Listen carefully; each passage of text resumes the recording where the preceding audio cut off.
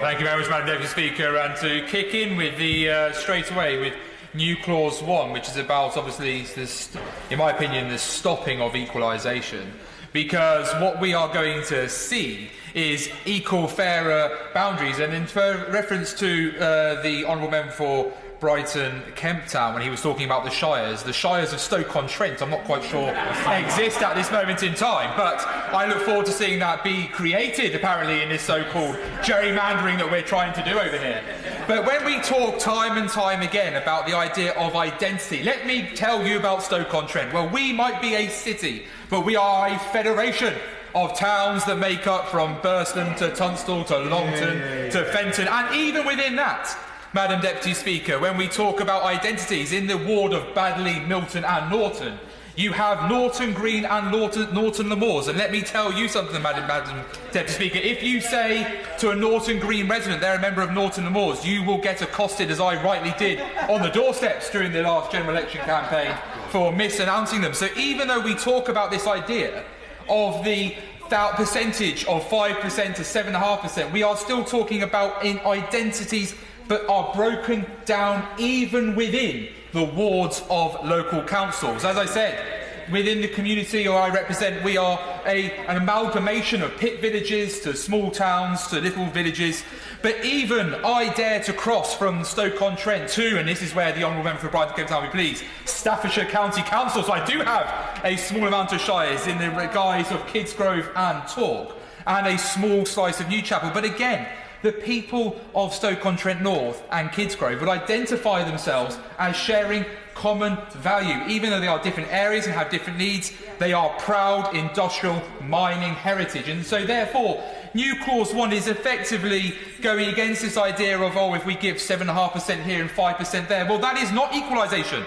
That is against it. And then once we start applying the rule to this, do we apply the rule to this area instead? It becomes a bit of a mess. So I have to honourably disagree with members of the opposition over new clause 1. And of course, we'll be walking in the voting lobbies against that particular clause. Also, with new clause 3, the use of estimates rather than the electoral roll is something that I have to wholeheartedly support my honourable friend and the member for North West Durham about, because I agree that this is an area which could dare become a grey area. Estimates, how are they done? How are they calculated? How do we create the formula that makes this viable in the future? The electoral roll is something solid. It's something that we use. It's something that businesses use, politicians use. It is simple, and we should just carry on using that, because let's not forget that this is an important time for us to update these boundaries. In Stoke-on-Trent, I represent, and I will cheekily say this above, a larger constituency than my friends in Stoke-on-Trent Central and Stoke-on-Trent South. So therefore, you know, do I get paid more for doing more work than they? Or they would obviously argue they work harder, and I wouldn't necessarily disagree on some areas, but I would. But they're very good at chuntering. Not sure, but you know, the idea there that I know spicy, but the idea here that we should have a difference, I think, is not a fair one. We want to be equal. We're a proud city that therefore every single one of us wants to represent the areas. And when I see areas like Abbey Holton, where I have, I believe, 15 electorates from the ward in my constituency, which I find rather bizarre, because the way the boundaries have been done and grown over time and housing development that's come in to my particular area has just left us in a bit of a confusing mess. So this is finally a good time to update those boundaries so that the people of Stoke-on-Trent can be represented as they deserve to be, in an equal way, in a measured way, in an area that they notice and understand. Because, like I say, this whole idea of, oh, we must go on local government boundary walls, I think, is something for the past and not something for the future.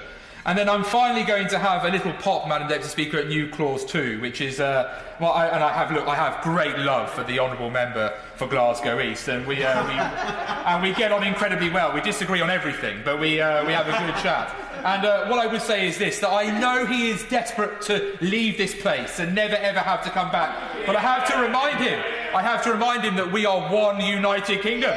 We are absolutely delighted, and therefore it's only right that the people of Scotland and Wales and Northern Ireland, who again are my dear friend and member for Strangford, I know he'll be disappointed I've said this, but you know, we have to make sure that there is equality and fairness across our United Kingdom. And so I must say that I will be voting against new clause 2, and I urge members across the House And I'm sure this will be used on Facebook as a clip of the English so-and-sos, you know, stopping us from having what we want. So I give great thanks, and I full-heartedly support the government in what they're doing today. Jim Shannon.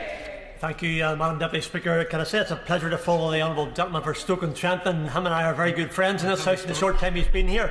I agree with him. We're always better together, so it's better to have the four regions together as one. That's a real United Kingdom of Great Britain and Northern Ireland. Stronger, better together every time, you know. It's not the first time that I've spoken on this issue in relation to constituencies build.